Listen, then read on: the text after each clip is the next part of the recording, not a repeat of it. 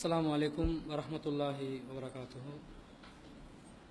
إن الحمد لله نحمده ونستعينه ونستغفره ونعوذ بالله من شرور أنفسنا ومن سيئات أعمالنا من يهده الله فلا مضل له ومن يضلل فلا هادي له وأشهد أن لا إله إلا الله وحده لا شريك له وأشهد أن محمدا عبده ورسوله أما بعد.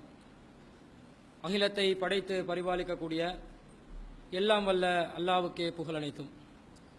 அல்லாஹ்வின் சத்திய தூதர் எம்பெருமானார் ஸல்லல்லாஹு அலைஹி வஸல்லம் அவர்கள் மீதும் அன்னவர்களை பின்பற்றி வாழக்கூடிய அனைத்து முஸ்லிம்கள் மீதும் எல்லாம் வல்ல அல்லாஹ்வின் கருணையும் சாந்தியும் என்னென்னும் நிலவட்டமாக. அன்பிற்குரிய அல்லாஹ்வின் நல்லடியார்களே, புண்ணியம் பூத்திருக்கக்கூடிய ரமலான் மாதத்திலே அல்லாஹ்வினால் விதிக்கப்பட்ட கடமைகளை நிறைவேற்றியவர்களாக, இரவு வணக்கங்களில் ஈடுபட்டவர்களாக நாங்கள் அமர்ந்திருக்கிறோம். இந்த சந்தர்ப்பத்தில்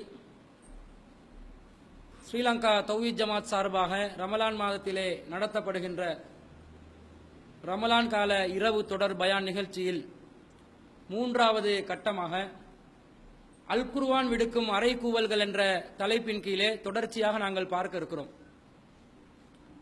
இந்த தலைப்பை நாங்கள் தேர்வு செய்வதற்கு காரணம் என்னவென்று சொன்னால், திருமறை குர்ஆன் என்பது வெறுமனே ஓதுவதற்குரிய ஒரு வேதம்,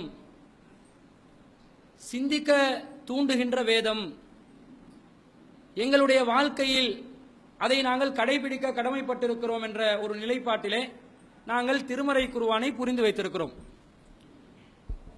ஒரு வேதம் என்று சொன்னாலே உலகத்தில் இருக்கக்கூடிய எல்லா வேதங்களிலும் நாங்கள் காணக்கூடிய பொதுவான ஒரு தன்மை என்னவென்று சொன்னால், அறிவுரைகளை சொல்லும், தேவையான உபதேசங்களை சொல்லும், நல்லதை கெட்டதை எடுத்து சொல்லும். இந்த நிலையில் ஒரு வேதம் நின்றுவிடும். ஆனால் திருக்குர்ஆனை பொறுத்தவரையில் இதையும் தாண்டிய ஒரு நிலையில் குர்ஆன் இருக்கிறது. குர்ஆனில் அறிவுரை இருக்கிறது, நல்லுபதேசம் இருக்கிறது, நல்லதை கெட்டதை அறியக்கூடிய விஷயங்கள் இருக்கிறது. அத்தோடு குர்ஆன் நின்று விடுமா? வேதம் என்றாலே சாந்தமாக போய்கொண்டே இருக்கும், அமைதியை சொல்லிக்கொண்டே இருக்கும். இந்த மாதிரி மக்கள் சிந்தித்துக் கொண்டிருக்கக்கூடிய நேரத்தில் திருக்குர்ஆனுடைய அணுகுமுறை சற்று வித்தியாசமானதாக இருக்கிறது. ஒரு புரட்சிகரமான வேதம் என்று சொன்னார், வளமை போன்ற அம்சங்கள் இல்லாத, மக்களை ஒரு சிந்திக்க தூண்டுகின்ற, புரட்சியை ஏற்படுத்தக்கூடிய விதத்திலே சில தகவல்களை திருக்குர்ஆன் பதிவு செய்தாக வேண்டும். அதில பலவிதமான அறிவியல் சான்றுகள், வரலாற்று தகவல்களை சொல்வதாக இருந்தாலும் அதிலே ஒரு சான்றை வைத்து, ஆதாரபூர்வமான ஒரு சான்றை வைத்து சொல்லக்கூடிய நிலை, அதே போன்று சட்டதிட்டங்களை எடுத்துக்கொண்டாலும் அற்புதமான அருமையான சட்டங்களை சொல்லக்கூடிய நிலையும், கொள்கையை எடுத்துக்கொண்டாலும் எந்த மூட நம்பிக்கையும் இல்லாத தெளிவான துல்லியமாக கொள்கையை விளக்கக்கூடிய விதமும் இந்த திருமறை குர்ஆனிலே பார்க்கிறோம். அதோட என்று சேர்த்து சொல்லுது திருக்குர்ஆன். என்னன்னு சொன்னா, அறைகூவல் விடுக்கும், சேலஞ்ச் பண்ணும். அறைகூவல் என்றா என்ன? சவால் விடுறது, சேலஞ்ச் பண்றது. இது ஒரு வேதத்தில் இருக்கலாமா?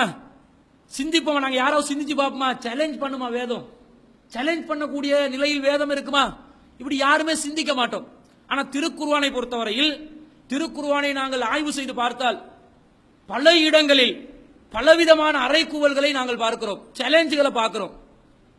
பொதுவா நாங்க எப்ப சேலஞ்ச் பண்ணுவோம்? யாரோட சரி நாங்க போட்டிக்கு போறோம், அப்ப சேலஞ்ச் பண்ணுவோம். நீயா நானா ரெண்டுல ஒன்று பாத்துற போறோம், இப்படி சொல்லுவோமா இல்லையா? ஒரு போட்டியில் நாங்கள் வெல்லக்கூடியவர்களாக இருப்பதற்குரிய முன்னறிவிப்பாக என்ன செய்வோம்? ஒரு சவாலை விட்டு, உன்னை தோக்கடிக்கிறேன் பாரு, அப்படி சவுண்டு போட்டு ஒரு ஆக்ஷனை போட்டு நாங்க சவால் விடுறத பார்க்கிறோம். இந்த சவால்ல என்ன உள்ளடக்கப்பட்டிருக்குது?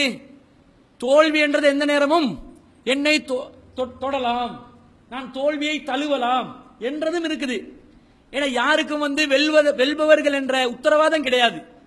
ஆனாலும் மனிதர்கள் என்ன செய்கிறார்கள்? சவால் விடுகிறார்கள். நீயா நானாண்டு பார்த்துருவோம், எனக்கு வார கோவத்துக்கு உன்னை நான் கண்டம் துண்டமா வெட்டல, என் பேர் அவன் இல்ல நாங்க சொல்லுவோம், என் பேர் இவன் இல்ல சொல்லுவோம். சில குடும்ப தகராறுகள் வரும், என்ன சொல்லுவோம், உன் வீட்டு படிவாசல நான் மிரிச்சேண்டு வெயி என்னத காதை வெட்டுவேன். ஆனா மிரிப்பான், வெட்ட மாட்டான். மிரிப்பான். ஒரு நாள் வெட்டின வரலாறு பார்க்க முடியல. இப்படி சவால் விடுபவர்கள் தோல்வியை தழுவியதாக ஒரு சவாலை விடுகிறார்கள். எந்த நேரமும் தனக்கு தோல்வி வரலாம் என்று நினைத்துக் கொண்டே சவால் விடுவார்கள். சொல்லக்கூடிய சொல்லை மறந்துவிட்டு சவாலில் தோற்று போனவர்களை நாங்கள் பார்க்கிறோம். திருக்குர்ஆனும் சவால் விடுகிறது. ஆனால் இதுவரைக்கும் விட்ட எந்த சவாலிலும் திருக்குர்ஆன் தோல்வியை அடைந்ததே கிடையாது. ரொம்ப அற்புதமான ஒரு வேதம். இந்த திருமறை குர்ஆன் என்பது இறைவனுடைய வேதம் தான் என்று நிரூபிக்கக்கூடிய விதத்தில் ஒவ்வொரு சவாலும் திருக்குர்ஆனில் துல்லியமாக சொல்லப்பட்டிருக்கிறது. சில சவால்களை பொறுத்தவரையில் நேரடியாக அல்லாஹ் நச்சென்று சொல்லுவான், இதான் சவால். முடியும் என்றா முறியடிச்சு பாரு, உன்னால முடியுமா, செய்ய முடியுமா, 7 மண்டா பண்ணு, முயற்சி செய், ஆனால் முடியாது என்று அல்லாஹ் சொல்லிடுவான். இப்படி நேரடியாக சொல்லுவான். சில செய்திகளை ஒரு செய்தியா மட்டும் சொல்லுவான். சிந்தித்து பார்த்தால் அதற்குள்ளே சவால் இருக்கும், அதற்குள்ளே ஒரு அறைகூவல் இருக்கும் என்று சொல்லக்கூடிய அமைப்புல திருக்குர்ஆன்ல ஏராளமான சவால்களை நாங்கள் பார்க்கிறோம். இந்த சவால்கள் எல்லாமே திருக்குர்ஆன் இறை வேதம் என்பதை நிரூபித்துக் கொண்டிருக்கிறது. நாங்கள் திருக்குர்ஆன வேதமாக பெற்றிருக்கிறோம். அந்த வேதமாக பெற்றதன் விளைவாகத்தான் நாங்கள் ரமலான் மாதத்திலே நோன்பு நோட்டுக் கொண்டிருக்கிறோம். ரமலானில் நோன்பு நோக்கக்கூடியவர்கள் இறைவன் எங்களுக்கு திருக்குர்ஆனை தந்ததனால் அதற்கு நன்றி செலுத்துவதற்காகத்தான் நோன்பு நோக்கிறோம் என்று நினைத்து நோன்பு நோக்கிறோமா? அதிகமானவர்களுக்கு அந்த எண்ணம் இருக்காது. ஆனா அறிஞ்சு வச்சிருக்கிறோம், இறையச்சம் ஏற்படுத்துவதற்காக நோன்பு, திருக்குர்ஆன் அருளப்பட்டதனால நன்றி செலுத்துவதற்காக நோன்பு என்று அறிந்து வைத்திருக்கிறோம். ஆனா அந்த எண்ணம் எங்கட மனசுல யாருக்குமே இல்ல.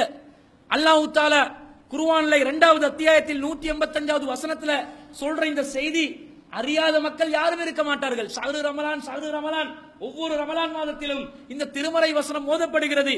அதிலே இறுதியாக அல்லாஹ் என்ன சொல்றான்னு சொன்னா, மாதத்தை அடைபவர்கள் நோன்பு நோட்டுக் கொள்ளுங்க என்று சொல்லி, வலி துக்குமிலில் இத்தத்த வலி துக்கப்பிருல்லாஹ அலா மா ஹதாக்கும் வல அல்லக்கும் தஷ்குரூன், நீங்கள் கணக்கை பூர்த்தி செய்யவும் அல்லாஹ் உங்களுக்கு வழிகாட்டிய பிரகாரம் அவனை பெருமைப்படுத்தவும், வல அல்லக்கும் தஷ்குரூன், இறைவனுக்கு நன்றி செலுத்துவதற்கு தான் ரமலானை நான் அருளி இருக்கிறேன், குர்ஆன் அருளி இருக்கிறேன். அதனாலதான் ரமலான்ல நீங்க நோன்பு நோக்க வேண்டும் என்று அல்லாஹ் சொல்றான். எப்ப யாருக்கு ஏன் நான் நன்றி செலுத்தணும், எப்பங்க நன்றி செலுத்துவோம்? ஒருவர் எங்களுக்கு உதவி செய்திருக்கிறார் என்று நாங்கள் விளங்கினால் தானே நன்றி செலுத்துவோம். ஒருவர் எங்களுக்கு கை கொடுத்திருக்கிறாரு, எங்களோட வாழ்க்கையில் அவர் இல்லாவிட்டால் நாங்க ஒரு விதத்துல கீழே போயிருப்போம் என்று நினைத்துதான் நன்றி செலுத்துறோம், நன்றியுள்ளவர்களாக இருக்கிறோம், நன்றி கடன் பாராட்டுறோம். அல்லாஹ் சொல்றான் நீங்க நன்றி செலுத்துங்க என்றான். ஏன் நன்றி செலுத்த சொல்றான்? நான் குர்ஆனை தந்திருக்கிறேன், நான் பெரிய ஒரு உதவி செஞ்சிருக்கிறேன், உங்களுக்கு அருள் புரிஞ்சிருக்கிறேன், எனவே நன்றி செலுத்துங்கன்றான். அவன் நன்றி செலுத்தக்கூடிய நிலையில் குர்ஆன் வந்ததனால நன்றி செலுத்தக்கூடிய நிலையில் இந்த சமுதாயத்தில் பெரும்பாலானவர்களை நாங்கள் காண முடியவில்லை. ஆனால் அந்த நன்றி செலுத்துற எண்ணம் எப்ப வரும் என்றால், இந்த குர்ஆன்ல உள்ள தாத்பரியங்கள் எல்லாம் பார்த்து படிக்கணும், அதுல உள்ள சட்டதிட்டங்கள் எல்லாம் சரியா புரியணும். எப்படிப்பட்ட ஒரு வேதத்தை கையில் வைத்திருக்கிறோம். வேதங்கள் நிறைய இருக்குதுங்க.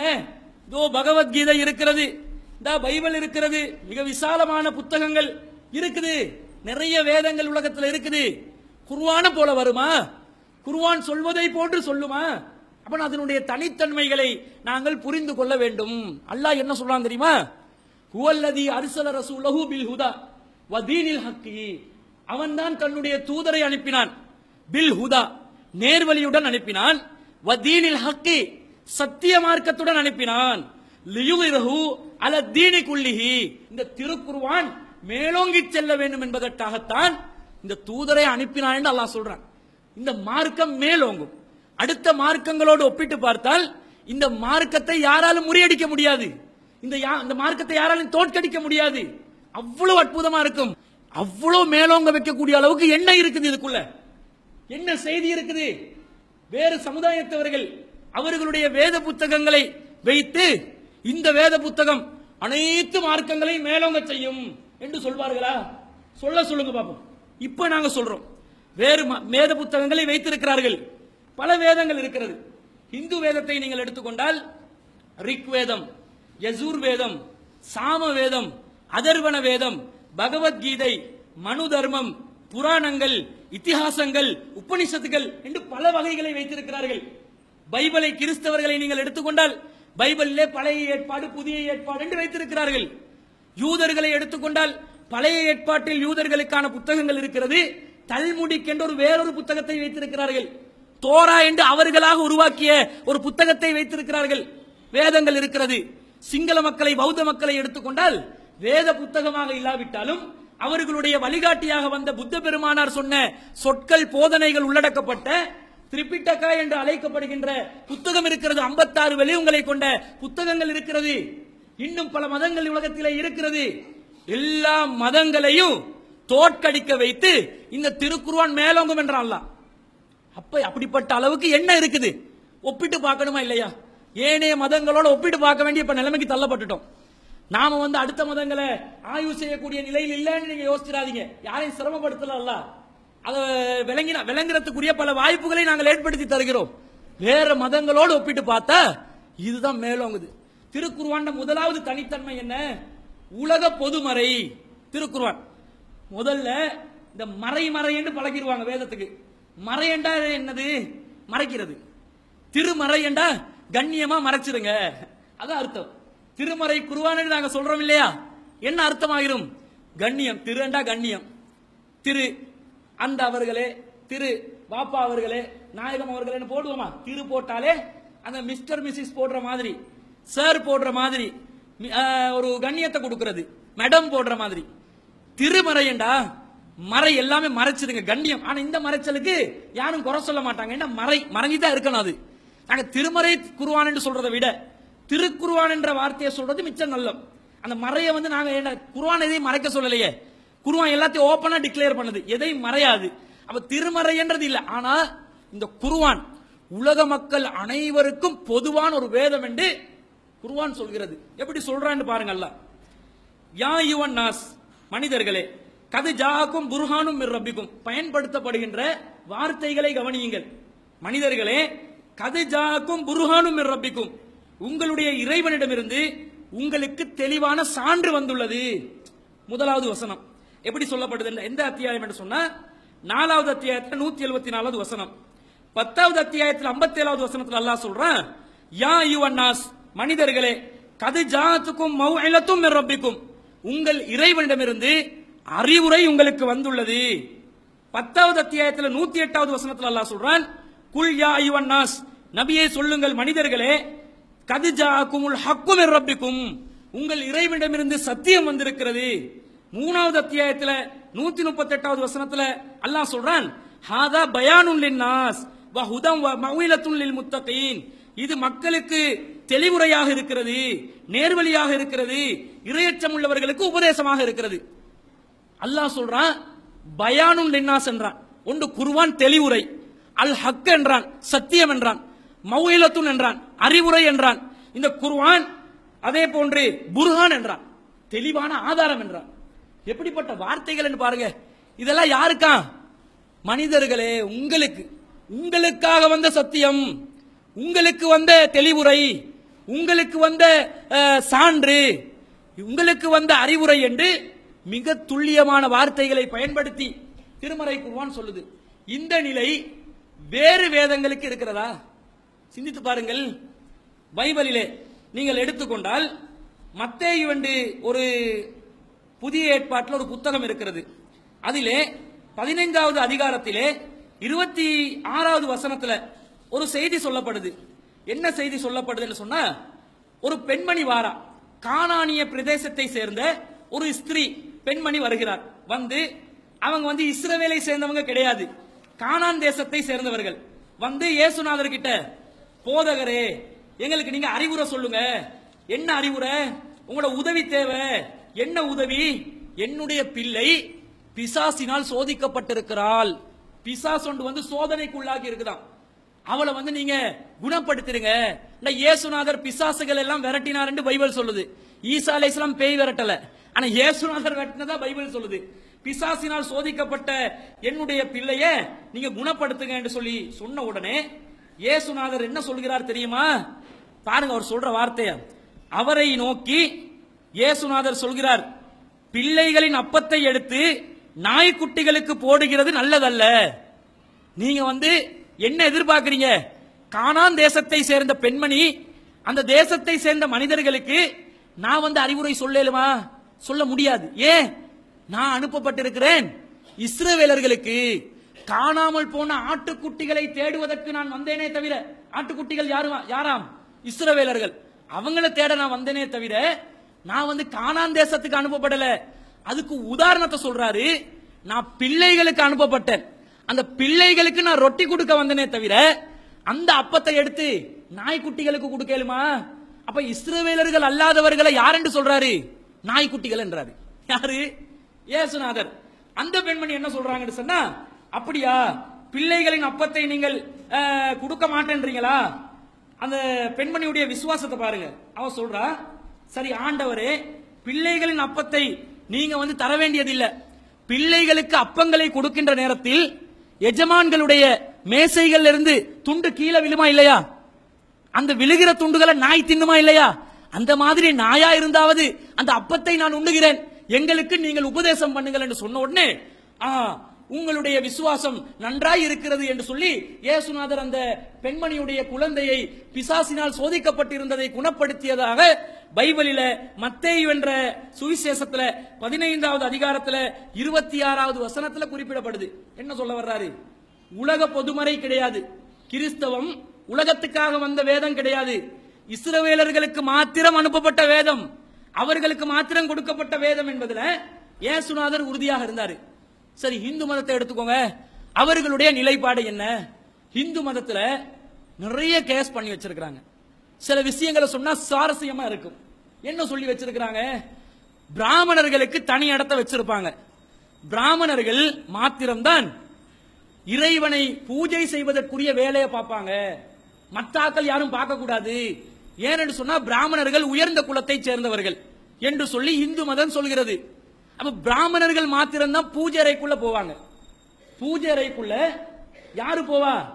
பிராமணர்கள் மாத்திரம்தான். வேறு மக்களுக்கு பூஜை செய்யலாமா? பூஜை நடத்தலாமா? நடத்த முடியாது. கடவுளை நெருங்குறதாக இருந்தா ஒரு பிராமணரை பிடிக்க வேண்டும், அவர்தான் பூஜை நடத்த வேண்டும், அதனுடைய பலனை தான் அடைய வேண்டுமே தவிர இவருக்கு என்ன செய்யலாது? நேரடியாக கோயிலே பூஜை அறைக்கு சென்று இறைவனை பூஜை செய்ய முடியாது, இறைவனை துதிக்க முடியாது. யாராவது ஏழுமெண்டா பிராமணர் அல்லாத ஒருவர் கோயிலே பூஜை அறைக்குள்ள போங்க பாப்போம், அடிச்சு விரட்டுவாங்க எல்லாரும். என்னடா மனுஷனானி, ஏன் இதுக்குள்ள வந்தாய்? அசுத்தம் அசுத்தம், அபசகுணம் அபசகுணம் என்று துரத்தி விட்டுருவாங்க. ஏன் தெரியுமா? பிராமணர்கள் தான் தேவனுக்கு பிரியமானவர், கடவுளுக்கு பிரியமானவர். அந்த பிரியமானவர் என்று வச்சிருக்கிறாங்க. அவங்க ஒரு ஸ்லோகத்தை வச்சிருக்கிறாங்க. என்ன ஸ்லோகம் என்றா, அர்ச்சனம் பண்ணுவாங்க தானே கோயிலுக்கு போற டைம்ல. என்ன சொல்லி அர்ச்சனம் பண்ணுவாங்க? போஜன பிரியாய நமக, பிராமண பிரியாய நமக, ஏகமாதா பகுபிதா சட் சூத்திர பேர சொல்லி நமக அப்படின்னு சொல்லுவாங்க. போஜன பிரியாய நமக, போஜன பிரியாய நமகண்டா போஜனங்களுக்கு பிரியமானவரே உங்களை வணங்குகிறோம். பிராமண பிரியாய நமக, பிராமணர்களுக்கு பிரியமானவரே உங்களை நாங்கள் வணங்குகிறோம். ஏகமாதா பகுபிதா, ஒரு தாய்க்கும் பல தகப்பனுக்கும் பிறந்த சட் சூத்திரையன் பேர சொல்லி கந்தசாமி நமக. ஏகமாதா பகுபிதா, ஒரு தாய்க்கும் பல தந்தைக்கும் பிறந்த இந்த கந்தசாமி அவருடைய பேர்ல உங்களை நாங்கள் என்ன செய்யறோம்? நமஸ்காரம் செய்யறோம், அவருக்காக பூஜை நடத்துறோம். இந்த நமஸ்காரத்தை ஏற்றுக்கொள்ளுங்கள். இதுதான் அர்த்தம், உண்மையான அர்த்தம் இதுதான். இதுக்கு யாராவது விளக்கம் சொல்லுங்க. இது மாத்தி சொல்லலாமா? சொல்ல மாட்டாங்க. போஜன பிரியாயனமாக, போஜனங்களை விரும்பக்கூடிய கடவுள் என்றாங்க. கடவுளுக்கு போஜனம் தேவையா? கடவுள் வந்து பிராமணரை மட்டும்தான் விருப்பமானவரா இருப்பாரா? அப்ப என்ன வைக்கிறாங்க? உலக மக்களுக்கு பொதுவான ஒரு வேதமாக இந்து மதத்தை அவர்கள் வைக்கவில்லை, இந்து மதத்துடைய சித்தாந்தங்களை வைக்கவில்லை. மாறாக எல்லாத்தையும் என்ன செஞ்சிட்டாங்க? அவங்களுக்கு தேவை மாதிரி மாத்திட்டாங்க. சரி, பௌத்த மதத்தை எடுத்துக்கொள்ளுங்க. பௌத்த மதத்துல எல்லா பௌத்த மக்களும் பிக்குகளாக மாற முடியுமா? மாற முடியும். அது மாறினாங்கடா என்ன நடக்கும்? எல்லா மக்களும், பௌத்த மக்கள் பிக்குகளாக மாறி, துறவிகளாக மாறி, உலகத்தை துறந்து, ஆசையை துறந்து, மோட்சம் அடையக்கூடிய வழி என்று அவங்க எதை கருதுறாங்களோ அந்த நிலைக்கு அவங்க போனாங்கண்டா உலகம் பொட்டென்று அழிஞ்சிடும். ஏன் தெரியுமா? எல்லாரும் துறவரத்தை மேற்கொண்டா இனத்தை பெருக்கிறதுக்கு யார் இருப்பா? பௌத்த மக்களுடைய இனம் அடியோடு அழிஞ்சி உலக மக்களுக்கும் இதுதான் போதனை என்று உலக மக்களும் விளங்கி உலக மக்களும் அதை கடைபிடிக்க ஆரம்பிச்சுட்டாங்கன்னா அனைத்து மக்களும் அழிந்து விடுவார்கள். வாழக்கூடியவங்க யார் இருக்கிறாங்களோ அவங்க மட்டும்தான் உயிரோட வாழுவாங்க. அவங்களோட மரணத்துக்கு பிறகு உலகத்துல யாரும் என்ன செய்ய மாட்டாங்க, சந்ததிகள் பெருக்கிறதுக்கு யாரும் இல்ல. அதனால முழுமையாக அழிவை அடைந்து விடுவார்கள். இந்த ஒரு நிலை. அப்ப இது உலக மக்கள் அனைவருக்கும் பொருந்தக்கூடிய ஒரு நிலையில இருக்குதா? இல்ல. எல்லாரும் சேர்ந்து துறவரத்தை கடைபிடித்தால் உலகம் அழிந்து விடும். பௌத்த மக்களே துறவரத்தை கடைபிடிச்சா எல்லாரும் பௌத்த மக்கள் அனைவரும் அழிந்து விடுவார்கள். அப்ப மக்களுக்கு நடைமுறைக்கு சாத்தியமானதாக இல்லை. அதே போல அவர்களுடைய அந்த வேதத்துல பிக்குமார்களுக்கு தனி இடம் கொடுத்து வச்சிருக்கிறாங்க. இந்த திரிபிட்டகையில அபிதர்ம பிட்டகைன்னு ஒன்று இருக்குது. அதுல தர்மத்தை சொல்லி வைத்திருப்பார்கள். வினய பிட்டகைன்னு ஒன்று இருக்குது. அதுல என்ன சொல்லி இருக்கிறாங்க, பிக்குமார்கள் தேரர்கள் எவ்வாறு நடந்து கொள்ள வேண்டும் என்றதை முழுசா எழுதி வச்சிருக்கிறாங்க. அவங்களுக்கு கொடுத்திருக்கிற சலுகைகள், அவங்களுக்கு கொடுத்திருக்கிற கண்ணியம், மனிதர்களை ரெண்டா பிரிச்சு அவங்க உயர்ந்த ஜாதி போலையும் அடுத்தவங்க தாழ்ந்த ஜாதி போலையும் பிரிச்சு வச்சிருக்கிறாங்க. நீங்க பாருங்க, அவங்க எல்லா உலக மக்கள் அனைவரும் தேசிய கீதம் என்று வரும்போது எந்திரிச்சு நிற்பார்கள், தௌஹீத்வாதிகளை தவிர. நாங்க எந்திரிச்சு நிற்க மாட்டோம். அது மார்க்க ரீதியாக தடை இருக்கிறது. சட்டமும் கிடையாது, எந்திரிச்சு நில்லுங்க சட்டமும் கிடையாது. தேரர்கள் யாராவது எந்திரிச்சு நிற்பாங்களா? அவங்களுக்கு நாட்டு தேசிய கீதம் தானே. மார்க்க ரீதியா அவங்களுக்கு தடை இருக்குதா? எப்படி தடை இருக்குது? எப்படி தடை? அவங்கள விட உசந்தது வேற எதுவும் இல்லை. அதனால தேசிய கீதத்துக்கு அவங்க எழும்ப மாட்டாங்க. எப்படி கண்ணியம் கொடுத்திருக்கிறாங்கன்னு பாருங்க. அவங்க உட்கார்ற ஆசனங்கள், அமருகின்ற ஆசனங்கள் எவ்வாறு இருக்கிறது? வெள்ளை புடவைய போட்டு தனியா அவங்களுக்கு உட்கார வைக்கணும். எம்மாத்த கமல பிரச்சனை வந்துச்சா, இனிய மார்க்கம் நடத்துறதுக்கு போயிருந்தோம். பிக்குமார்கள் சண்டை பிடிக்க வந்தாங்களா? சர்ச்சைக்கு காரணம் என்ன தெரியுமா? நாங்கள் கேள்வி கேட்க வருவோம், எங்களுக்கு வெள்ளை புடவை போடணும். முடியாதுட்டோம். அதாங்க சண்டை. இல்லாட்டி கேள்வி கேட்டு வெட்டிப்பாங்க. மற்றவங்க என்ன செஞ்சிருப்பாங்க, வெள்ளை புடவையோட சண்டை நின்று சொல்லி வெள்ளை புடவை விரிச்சிருப்பாங்க. நம்ம விருப்பமா? நமக்கு கொள்கையில உறுதியா நாங்க இருக்கணுமா இல்லையா? உங்களை தனியா நாங்க அழைக்கல, ஓப்பனா இன்விடேஷன் கொடுத்திருக்கிறோம். விரும்பினீங்கன்னா வாங்க, கேள்வி கேளுங்க, பயனுள்ளதாக இருக்கு. அது உங்களோட விருப்பம். நாங்க என்ன செய்ய முடியாது, மக்களை பிரிக்க முடியாது. இவங்க மத குரு என்ற பேர்ல அதுக்காக கண்ணிய குறைவா நடக்க மாட்டோம்.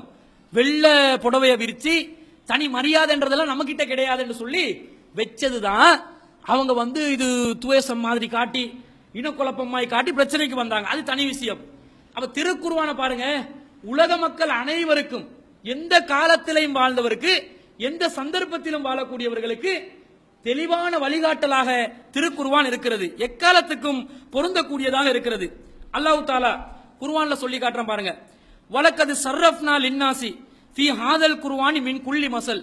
நாங்கள் குர்ஆனிலே மனிதர்களுக்கு ஒவ்வொரு உதாரணத்தையும் தெளிவுபடுத்தி வைத்திருக்கிறோம். ஒவ்வொன்றையும் தெளிவாக தெளிவுபடுத்தி வைத்திருக்கிறோம் சொல்லி ஃபஅபா அக்ஸருன் நாசி இல்லா குஃபூரா. ஆனா அதிகமானவர்கள் புறக்கணித்துக் கொண்டே இருக்கிறார்கள். ஆனா தெளிவா நாங்க எழுதி வச்சிருக்கிறோம். எக்காலத்துக்கும் பொருந்தும். அந்த காலத்துல அறிவியல் என்ற பெயர்ல வேதங்கள் சில செய்திகளை சொல்லி இருக்கிறாங்க. அந்த காலத்தில் உள்ள ஞானத்தை வச்சு சொன்னாங்க. சில இத்திஹாசங்கள்ல, புராணங்கள்ல, திருக்குறள்ல என்ன எழுதி வச்சிருக்கிறாங்க தெரியுமா? சந்திர கிரகணம் வருது. சந்திர கிரகணம் எப்படி ஏற்படுதாம்? எக்காலத்துக்கும் பொருந்தக்கூடியதா இருக்கணும். அந்த காலத்துக்கு இது சரியா இருந்திருக்கலாம், இந்த காலத்துக்கு சரி வருமான்னு பார்க்கணும். சந்திர கிரகணம் எப்படி ஏற்படுமாம்? சிவபெருமானுடைய களத்தில் ஒரு பாம்பு இருக்குமா இல்லையா? அந்த பாம்புக்கு ஒரு டைம் ஒரு மூடு வரணும். என்ன செய்வாம்? சந்திரனை போட்டு விழுங்கிரும். எப்ப சிவபெருமான் களத்தில் இருக்கக்கூடிய பாம்பு சந்திரனை விழுங்குகிறதோ அப்பதான் சந்திர கிரகணம் ஏற்படுகிறது. இது எதுல இருக்குது? திருக்குறள் எழுதி வச்சிருக்கிறான். திருக்குறள் என்று சொன்னா திருக்குறளை அடிக்கிறதுக்கு ஏதாவது வேத வரி இருக்குதான்னு கேட்பான். திருக்குறளை போல ஞானம் மிக்க ஏதாவது ஒரு இறைமறை இருக்கிறதான்னு கேட்பான். அந்த அவங்க சவால் விடக்கூடிய திருக்குறள்ல சந்திர கிரகணத்துக்கு இப்படி விளக்கம். சரி, சந்திர கிரகணத்துக்கு அப்படி விளக்கம் கொடுத்தா புராணங்கள் அதை மிஞ்சுது. புராணம் என்ன சொல்லுதுண்டா, டேய் என்ன சந்திர கிரகணத்துக்கு விளக்கம், நான் சூரியன் உதிக்கிறதுக்கே விளக்கம் சொல்றேன் சொல்லி, சூரியன் எப்படி உதிக்கி தெரியுமா? ஒரு குதிரை பூட்டிய ஒரு தேர் இருக்குமே, தேர் இருப்பாங்களே, ஒரு குதிரையை போட்டி ஒரு தேரை வச்சு அந்த தேருக்கு மேல என்ன செய்வானாம்? இறைவன் சூரியனை வச்சு அப்படி கிழக்குல இருந்து இழுத்து கொண்டு வருவான். அப்படி இழுத்து கொண்டு வரும்போது தான் சூரியன் என்ன செய்யுமாம்? உதிக்கும். அது இழுத்துக்கொண்டு கீழே போகும்போது சூரியன் மறையும். இப்படி எழுதி வச்சிருக்கிறான். இது வேதம் என்றான். அந்த காலத்துல சில மக்கள் நம்பி இருப்பாங்க. அறிவியலுக்கு எந்த ஒரு எடுத்துக்காட்டும் இல்லாத காலம். கண்டறிந்த மாதிரி மார்க்கத்தை அறிவியல் என்ற பேர்ல சொன்னவங்க, அவங்களுக்கு இது சரியான உபதேசமாக இருந்திருக்கலாம். எங்களுக்கு சரிபட்டு வருமா? இந்த காலத்துக்கு பொருந்துமா? பொருந்தாது. 15ஆம் நூற்றாண்டு போன்ற காலப்பகுதியில் கலீலியோ என்ன சொன்னா, உலகம் உருண்டையா இருக்குது அப்படி என்ன. டெலஸ்கோப்பை கண்டுபிடிச்சவன். இந்த டெலஸ்கோப்பை கண்டுபிடிச்சு கலீலியோ சொன்னா பூமி உருண்டையா இருக்குது, கிரகங்கள் எல்லாம் உருண்டையா இருக்குது, தூர உள்ள கிரகங்கள் எல்லாம் பார்க்கக்கூடிய கருவியை நான் கண்டுபிடிச்சிருக்கிறேன் சொல்லி மக்களுக்கு அறிவிக்கிற நேரத்தில் கிறிஸ்தவ திருச்சபைகள் கலீலியோக்கு என்ன செஞ்சாங்க தெரியுமா? அடின்னு போட்டு அடிச்சாங்க. டேய் அப்படி சொல்லாதே, ஏனண்டா எங்கட பைபிள்ல தட்டைன்னு தானே இருக்குது, நீ என்ன உருண்டன்ற. இவன் தட்டைன்னு நினைச்சுட்டான். அப்படி நாங்க கோல் பேஸுக்கு போனோமா, கோல் பேஸ்ல இருந்து எட்டி பார்த்தோன்னே அப்படி கீழே படாக்கன்னு விழுந்துருவோமே நினைச்சுதான் போல. பூமி தட்டையா நினைச்சு பூமி உருண்டைன்றத அவங்களுக்கு தெரியாததுனால விஞ்ஞானிக்கு அடி கொடுத்தாங்க திருச்சபைகள். அப்ப இப்படி எல்லாம் உளறி வச்சிருக்கிறானே. திருக்குர்ஆன் என்ன சொல்லுது தெரியுமா? 1400 வருடங்களுக்கு முன்பதாக அருளப்பட்ட திருமறை குர்ஆன்ல இப்பொழுது இருக்கக்கூடியவர்கள் கூட இந்த செய்தி உண்மைதானா என்று வியக்க வைக்கின்ற அளவிற்கு மிக அற்புதமான அருமையான ஒரு செய்தியை திருமறை குர்ஆன் பதிவு செய்கிறது. இதே சூரியன் எடுத்துக்கோங்க. திருக்குர்ஆன் என்ன சொல்லுது தெரியுமா?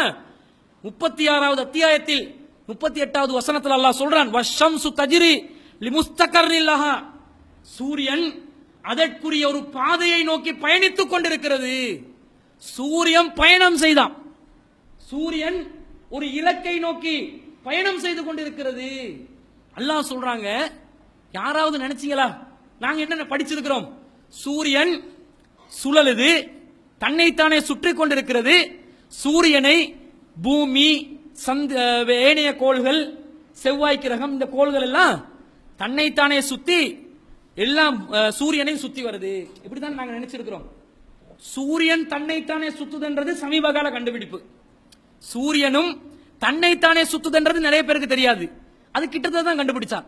சூரியனும் சுத்துது, வேற கோள்களும் சுத்துது, வேற கோள்கள் சூரியனையும் சுத்தி கொண்டு வருகிறது. இது எல்லாத்தையும் இழுத்துக்கொண்டு மிகவும் சமீப காலத்தில் கண்டுபிடித்த கண்டுபிடிப்பு, சூரியன் அனைத்து கோள்களையும் இழுத்துக்கொண்டு பிரயாணம் செய்து கொண்டிருக்கிறது. எவ்வளவு பிரயாணம் செய்தா, ஒரு நாளைக்கு 9 லட்சம் கிலோமீட்டர் தொலைவுக்கு பிரயாணம் செய்கிறது. கணக்கு பண்ணி பாருங்க. உலகம் படைக்கப்பட்ட நாள்ல இருந்து இதுவரைக்கும் பூமிக்கு வயசு மட்டும் 3.5 பில்லியன் இயர்ஸ் என்று வச்சிருக்கிறான். ஒவ்வொரு நாளும் 9 லட்சம் கிலோமீட்டர் பயணம் செய்யும்டா. எவ்வளவு ஒரு பயணம் கொண்ட சூரியன் மேற்கொண்டிருக்குது. எவ்வளவு பெரிய விசாலமான ஒரு விண்வெளி பரப்பை எல்லாம் வைத்திருக்கிறான். இதெல்லாம் சிந்திச்சு பார்க்கணும். அல்லாஹ் சொல்றான், தாலிக தக்தீருல் அஸீஸுல் ஹலீம். இது யாருடைய ஏற்பாடு தெரியுமா? அனைத்தையும் அறிந்த, அனைத்தையும் மிகைக்கக்கூடிய ஏக இறைவனாகிய அல்லாஹ்வுடைய ஏற்பாடு. சூரியனே பயணம் செய்து குல்லும் ஃபீ ஃபலக்கின் யஸ்பஹூன், ஒவ்வொன்றும் தத்தமது பாதைகளில் நீந்து கொண்டிருக்கிறது. ஸ்விம் பண்ற மாதிரி அப்படி வெட்ட வெளியில நீந்தி கொண்டு, அதே மாதிரி சுழன்று கொண்டு பயணித்துக் கொண்டிருக்கக்கூடிய ஒரு நிலைய அல்லாஹ் சொல்றானே. ஏனைய வேதங்களோடு ஒப்பிட்டு பார்க்கின்ற நேரத்தில் திருமறை குர்ஆனுடைய அறிவியல் விஞ்ஞானிகளை வியக்க வைக்கிறது. எப்படி சொல்ல முடியும்? எப்படி இந்த பதிவை எழுத படிக்க தெரியாத முகமது என்பவருக்கு தெரியும்? அவருடைய பெயரை கூட அவருக்கு எழுத தெரியவில்லையே. உதைபியா உடன்படிக்கையின் போது அவருடைய பெயரை அழிக்க வேண்டும் என்று எதிரிகள் உத்தரவிட்ட நேரத்தில் என்னுடைய பெயர் எங்கே இருக்கிறது என்று கேட்டவராச்சே. அவருக்கு இதை சொல்ல முடியுமா? அவருக்கு சிந்திக்க முடியுமா? அவரால் கற்பனை செய்து கூட பார்க்க முடியுமா? விண்வெளி பயணம் அவர் செய்திருக்கிறாரா? கடல் பயணம் செய்திருக்கிறாரா? அவர் சொல்றாரே இத அவர் சொல்ல முடியாது. அவரால் இதை இயற்ற முடியாது. இது இறைவனுடைய வேதம் என்றத அல்லாஹ் எந்த காலத்துக்கும் பொருந்தும். தேடி பாரு. அப்பலா யததப்பருனல் குர்ஆன், இந்த குர்ஆனை அவர்கள் சிந்தித்து பார்க்க மாட்டார்களா? அம் அலா குலூபின் அக்ஃபாலுஹா, உள்ளங்களில் பூட்டுகள் இருக்கிறதா? சிந்தித்து பார்க்க சொல்கிறது. எக்காலத்துக்கும் பொருந்தக்கூடிய வேதம் சிந்திக்க சொல்லுது. இப்ப பகவத்கீதை எடுத்து எக்காலத்துக்கும் பொருந்தும் சிந்திச்சு பாருங்க, யாருக்காவது சொல்ல முடியுமா? பைபிளை எடுத்து அற்புதமான வேதத்தை வைத்திருக்கிறோம், பைபிள், நம்முடைய திருமறை, அவர்கள் சொல்வார்கள் கிறிஸ்தவர்கள், அப்படிதான் பிரச்சாரம் நடக்கும். இந்த வேதம் சிந்திக்க தூண்டுகிறது. இன்னும் பெரிய புத்தகத்துல, இவ்வளவு பெரிய புத்தகம் பாருங்க, இதுல எத்தனை வசனம் இருக்கும் கற்பனை செஞ்சு பார்க்கலாமா? பல்லாயிரக்கணக்கான வசனம். இந்த வசனங்கள்ல ஒரே ஒரு ஒத்த வசனத்துல, ஒரே ஒரு வசனத்துல இந்த பைபிளை சிந்திக்க மாட்டார்களா? இந்த பைபிளை நீங்கள் ஆராய்ச்சி செய்ய மாட்டீர்களா? இருக்குதா? காட்ட சொல்லுங்க. சிந்தித்து பார்க்க மாட்டார்களா? சிந்தித்து பார்க்க மாட்டார்களா? அடிக்கடி ஜும்மால கேட்டு வசனத்துல பொறுமதி விளங்காம போச்சு. அடிக்கடி ஜும்மால கேட்கிறாளா, வசனத்துல பொறுமதி விலகல. ஒரு வசனத்துல பைபிள் இல்லைங்க. சரி, பகவத்கீதையில இருக்குதா? ஒரு வசனம், ஒரே ஒரு, பல அதிகாரங்களை வைத்திருக்கிறார்கள், அத்தியாயங்களை வைத்திருக்கிறார்கள். ஒண்ணுல காட்ட சொல்லுங்க. சிந்தித்து பாருங்கள். இப்படிப்பட்ட வேதம் தெரியுமா? நாங்கள் சவால் விடுகிறோம். இந்து மதத்தில் இருக்கக்கூடியவர்கள், நான் நேரத்தோட சொன்னேன், பட்டியல் போட்டனே வேதங்கள், இந்த எல்லா வேதத்தையும் மொழிபெயர்த்து கொடுங்க மக்களுக்கு. வேற ஒன்றும் சேர்த்து, சமஸ்கிருதத்தில் இருக்குது, மொழிபெயர்த்து கொடுத்தா போதும். மொழிபெயர்த்து கொடுத்தாலே என்ன செய்வார்கள் மக்கள்? அவர்களுடைய மதம் பொய்யானது, நடைமுறைக்கு சாத்தியமற்றது, ஏற்றத்தாழ்வு கற்பிக்கக்கூடியது என்று உடனடியாக விலகி விடுவார்கள். இப்படிதாங்க பெரியார் சொன்னாரு, நான் சொல்றதில்லை, இது பெரியார் சொன்னாரு. வேதத்தை முடியும் என்றால் நீங்க ரிக்வேதம் என்றீங்களே, யசூர் வேதம் என்றீங்களே, அதர்வன சாம வேதம் என்றீங்களே, இதை மொழிபெயர்த்து கொடுங்க மக்களுக்கு. மொழிபெயர்க்கலங்க. இத மொழிபெயர்ப்பு எப்படி வருது? இப்ப கூட பகவத்கீதை மொழிபெயர்ப்பு எப்படி வருது? வெள்ளக்காரன் இருக்கிறானே, அவன் கேப்சர் பண்ணி போய் சமஸ்கிருதத்தை படிச்சு இங்கிலீஷுக்கு டிரான்ஸ்லேட் பண்ணான். அந்த இங்கிலீஷை தமிழுக்கு கொண்டு வந்து இப்ப வருது. டிரான்ஸ்லேட் பண்ண மாட்டாங்க. திருக்குர்ஆன்ல எத்தனை மொழிபெயர்ப்புகள், எத்தனை மொழிகளில் இருக்கிறது? இப்ப கிறிஸ்தவர்கள் சொல்லுவாங்க, எங்க கிட்ட இல்லையா, நாங்க மொழிபெயர்க்கலையா? மூலமொழி எங்க? மூலமொழி இல்ல, மொழிபெயர்ப்புன்னு ஒண்ணு வச்சிருக்காங்க, மூலமொழியை காணல. இயேசுநாதர் அரமைக் பாஷை மொழி பேசினதா பைபிள் சொல்லுது, புதிய ஏற்பாடு. ஏலி ஏலி லாமா சபக்தானி, என் கடவுளே என் கடவுளே ஏன் என்னை கைவிட்டீர், அவர் கேட்டதா வருது. செமா இஸ்ரஈலு அதேனோ இலாஹீனு அதோன இலாஹத், எங்களுடைய கடவுள் கர்த்தராவார், அவர் ஒரே ஒரு கடவுளாவார், இயேசுநாதர் சொன்னதாக வருகிறது. இது எல்லாம் அரமைக் மொழி. பைபிள்ல புதிய ஏற்பாடு பாருங்க, அரமைக் மொழியில இருக்குதா? இல்ல. கிரேக்க மொழியில இருக்குது. கிரேக்க மொழி இயேசுநாதர் பேசினாரா? இல்ல. அவை கிரேக்க மொழியில எழுதின பைபிளை யாரோ மொழிபெயர்ப்புகள் வர்றதே தவிர அது இயேசுநாதர் பேசின மொழியா? இல்ல. பழைய ஏற்பாடு இருக்குது. பழைய ஏற்பாடு என்பது பல தீர்க்கதரிசிகளுடைய தீர்க்க தரிசனங்களுடைய தொகுப்பு. அதுல நூ அலைஹிஸ்ஸலாத்துடைய வரலாறு, அவருக்கு கிடைச்ச வேதம் இருக்குது. மூசா அலைஹிஸ்ஸலாத்துக்கு கிடைச்ச வேதம் இருக்குது. ஆபிரகாமுக்கு கிடைச்ச பல விஷயங்கள், பல வேதங்கள், பல தீர்க்கதரிசிகளுக்கு கிடைச்ச வேதங்களுடைய தொகுப்பு தான் பழைய ஏற்பாடு என்றுவாங்க.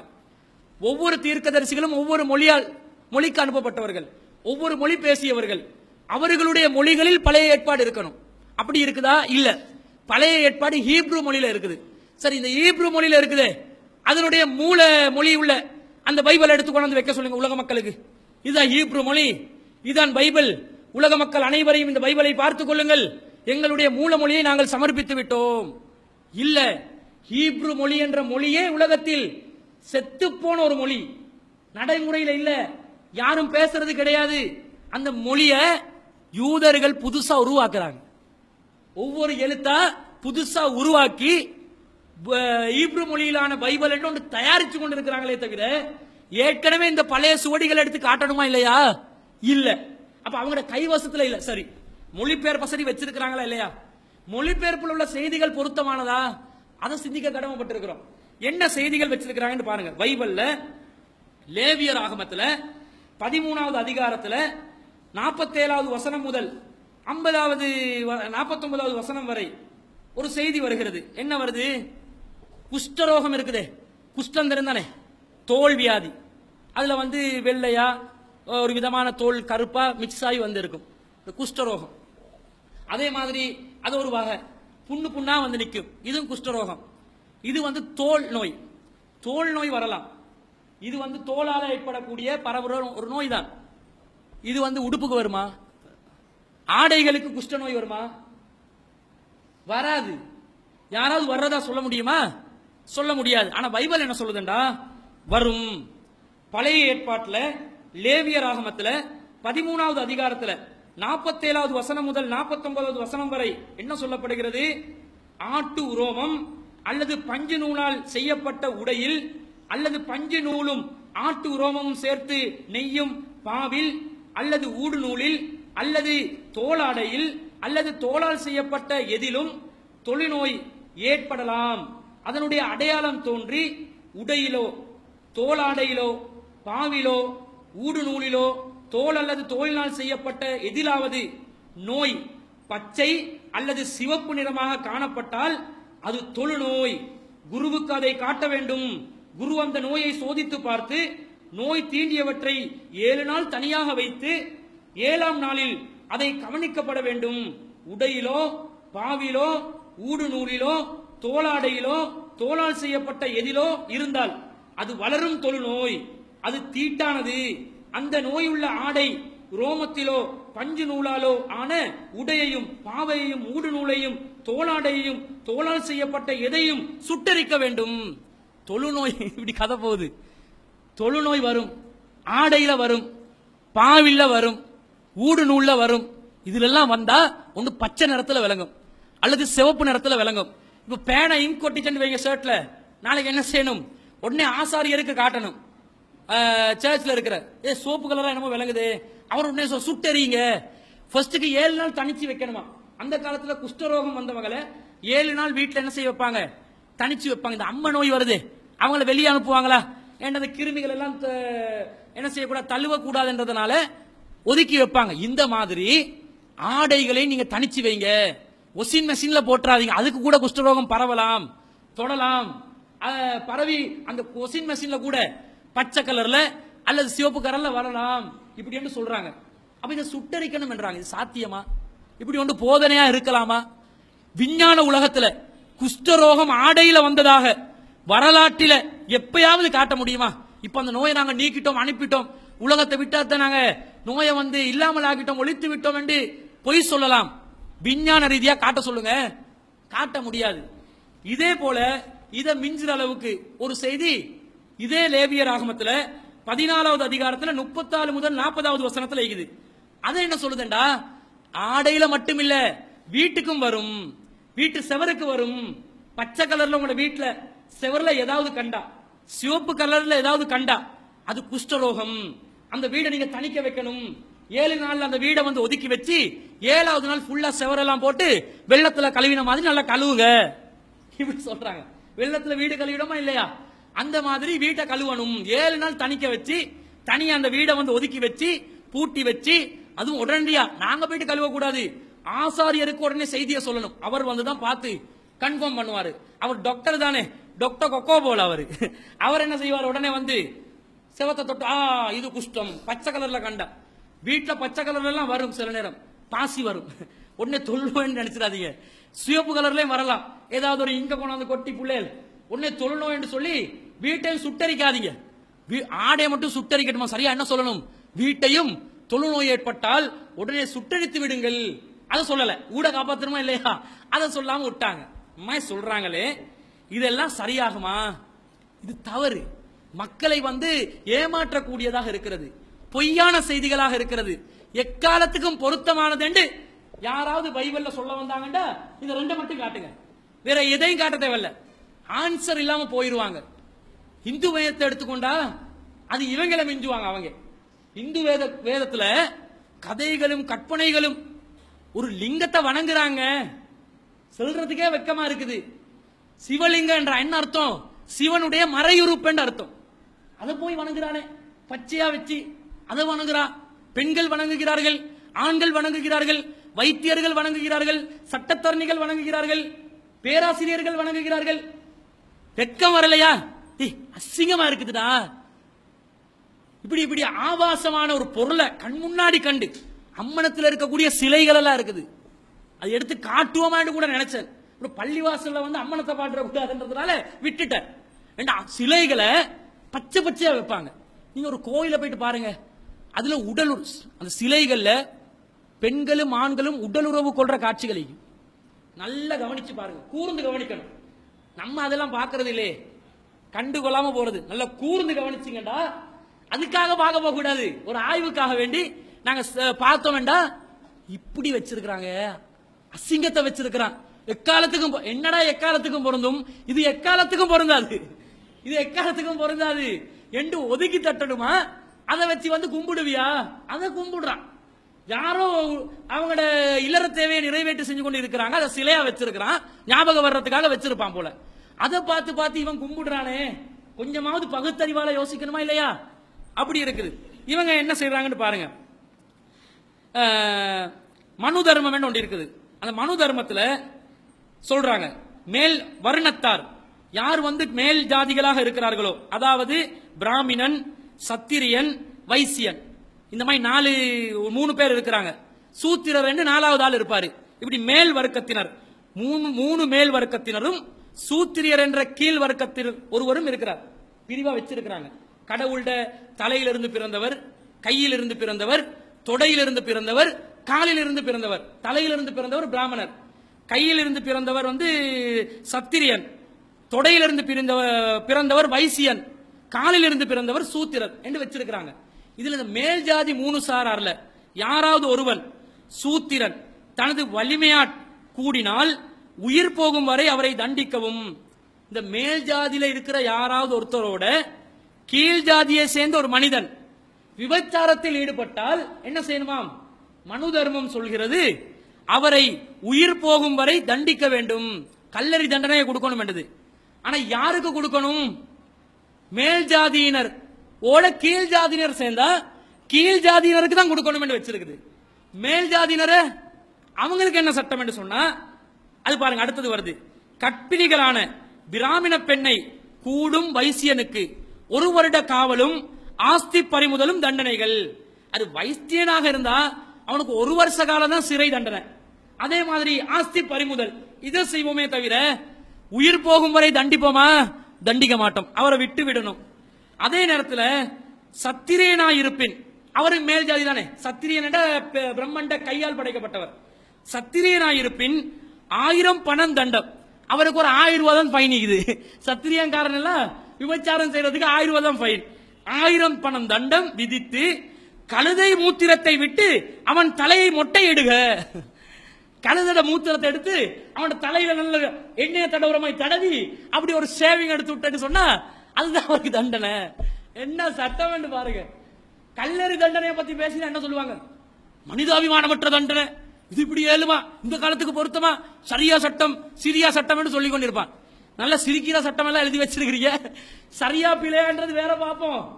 இவ்வளவு கூழ்முட்டத்தனமா சட்டத்தை எழுதி வச்சு இதெல்லாம் வேதம் என்று மக்களுக்கு போதிக்கிறீங்களே, மொழிபெயர்க்காததுக்கு காரணம் விளங்குதா? இது அங்கங்க வெளியானது, அங்கங்க வெளியாகி வந்தது தான் கையில வச்சு கொண்டு வாசிக்கிறோம், வர்ணிக்கிறோம். ஓ டோட்டலா வந்து வைங்க. இத மாதிரி தொட்டதுக்கு மட்டும் சில செய்திகள் தொடர்ச்சியா ஆய்வு செஞ்சா அப்படியே வந்து நின்றும். இதுல என்ன சொல்லுதுன்னு பாருங்க. இது பகவத்கீதை. பகவத்கீதை வந்து கிருஷ்ணன் அர்ஜுனனுக்கு சொன்ன அறிவுரைகள் அது உள்ளடக்கப்பட்ட வேதமாக இருக்கிறது. அவர் சொல்றாரு, 3 வித இயற்கை குணங்களுக்கும் அவற்றின் செயல்களுக்கும் ஏற்ப மனித சமூகத்தின் 4 வகை பிரிவுகள் என்னால் ஏற்படுத்தப்பட்டன. கிருஷ்ணன் சொல்றாரு, 3 விதமான இயற்கை தேவைகளுக்கு மனுஷ இனத்தை என்ன செஞ்சனாம்? 4 விதமா நான் தான் பிரிச்சேன். அவனா பிரிச்சு கொள்ளல, நானே பிரிச்சேன் வாக்கு மூலம். பகவத்கீதையில 4வது அத்தியாயத்துல 13வது வசனத்துல இருக்குது. அப்ப என்ன என்ன இனமாம்? மனுஷனை 4ஆ பிரிச்சது கடவுள் தான் என்று பைபிள் பகவத்கீதை பச்சையா ஒத்துக்கொள்ளுது. அந்த 4ஓட சேர்த்து இன்னும் சில ஆக்கள் அதுல இருக்கிறாங்கன்னு சொல்லி இதே பகவத்கீதையில 9வது அத்தியாயத்துல 32வது வசனத்துல சொல்லப்படுது. என்ன சொல்றாரு? பெண்கள், வைசியர்கள், சூத்திரர்கள் என கீழ்குலத்தை சார்ந்தவர்கள் யாராக இருந்தாலும் என்னிடம் சரணடைவார்கள். கீழ்குலத்தை சேர்ந்தவங்கள்ட்ட பட்டியல் போடுறாங்க. யாரா? முதலாவது பெண்கள். இந்து வேதப்படி பெண்கள் எந்த குலத்தை சேர்ந்தவங்க? கீழ்குலத்தை சேர்ந்தவர்கள். பிராமணர்களாக இருந்தாலும் சரி, அவங்க பிராமணர்களாக இருந்தாலும் சரி, அவங்க கீழ்குலத்துல தான் இருப்பாங்க, மேல் குலத்துக்கு வரையலாம். ஆனா எனக்கு சரணடையலாம், ஆனா கீழ்குலம் தான். வைசியர்கள் கீழ்குலம், பெண்கள் கீழ்குலத்தை சேர்ந்தவர்கள். ஏற்றத்தாழ்வு கற்பிக்கிறாங்க. பொருந்தாத போதனை தானே இது. நடைமுறைக்கு சாத்தியமா? மக்கள் வந்து இந்த மாதிரி கடவுளால பிரிக்கப்பட்டு உருவாக்கினா இந்த உலகம் சண்டை மூட்டிக்கொண்டு தீவிரவாதத்துக்கு இதே வழியாகாதா என்பதை சிந்திக்க கடமைப்பட்டிருக்கிறோம். மனு தர்மம் எப்படி சொல்லுது? சில செய்திகள் வேத வரிகளை கீழ் ஜாதியினர் காதால் கூட கேட்காதீங்க, கேட்டு அப்படி யாராவது கேட்டா அவன காதுல ஈயத்தை காய்ச்சி ஊத்துங்கன்னு சொல்லுது. இந்த அளவுக்கெல்லாம் வேதம் ஒரு கேலி கூத்தாக இருக்கிறது. ஆனால் திருமறை குர்ஆன் மிகவும் அற்புதமாக உலக மக்கள் அனைவருக்கும் உள்ளங்களை ஈர்க்கக்கூடியதாக இந்த திருக்குர்ஆன் இருக்கிறது. அதனுடைய ஓதுதலை பாத்தீங்களா? உங்களுக்கு அரபி தெரியாம இருக்கும். ஆனா ஒரு கிராத் போற நேரத்தில் உங்களோட கண்கள் கண்ணீர் வடிக்குதா இல்லையா? ஒரு கிராத்தை சாதாரணமா செவியேற்கிறீங்க, கிராத்தை கேட்க போகல உங்களோட கண்கள் கண்ணீர் வடிக்கும். ஏன்? அதனுடைய இசை நயம், அதனுடைய ராகம், அதனுடைய சொல் அமைப்பு, அதை கேட்டாலே எங்களோட உள்ளங்கள் இருக்கும். அர் ரஹ்மான் அல்லமல் குர்ஆன் என்ற ஒரு அழகான கிராத்தை கேட்டோன்னே எப்படி ஒரு அமைதி உள்ளத்துக்கு வருது. இப்ப புதிய ஒரு தாவா முறைய டெக்னிக்கா கடைபிடிக்கிறாங்க. என்ன தாவா முறை? இங்கிலீஷ்காரனுக்கெல்லாம் கூப்பிட்டு காதுல இயர்போன் அடிச்சு விட்டு கேளுத எப்படி இருக்குது, ரொம்ப அமைதியா இருக்குது. ஏன் அமைதி சொல்றான்? எங்கட காதுல இந்த புத்தன் சரணம் கச்சாமியா அடிச்சு விட்டா என்ன அமைதியா இருக்குதுன்னு சொல்லுவோமா? சொல்ல மாட்டோம். மொழி தெரியுமோ தெரியலையோ, அதனுடைய அர்த்தம் புரியுதோ புரியலையோ, பொதுவா கேட்கும் போது ஒரு மனசுக்கு இனிமையா இருக்கணுமா இல்லையா? இருக்கணும். அப்படி இருக்காது. அப்ப இந்த மாதிரி சில செய்தி குர்ஆனை பொறுத்தளவுல அதனுடைய இசை நயம், சொல் அமைப்பு, அது ஒரு கவிதை புத்தகம் இல்லையே. கவிதை சொல்வதற்கு ஒரு கவிதை புத்தகம் இல்ல. அதே மாதிரி ஒரு கதை புத்தகமா ஒவ்வொருத்தட்ட வரலாறு சொல்லிக் கொண்டிருக்கிற கதை புத்தகமும் இல்ல. கவிதை புத்தகம் அல்லாத, கதை புத்தகம் அல்லாத இரண்டு இலக்கியத்தையும் தன்வகத்தில் வைத்துக் கொண்டு மக்கள் அப்படியே கவருது பாருங்க.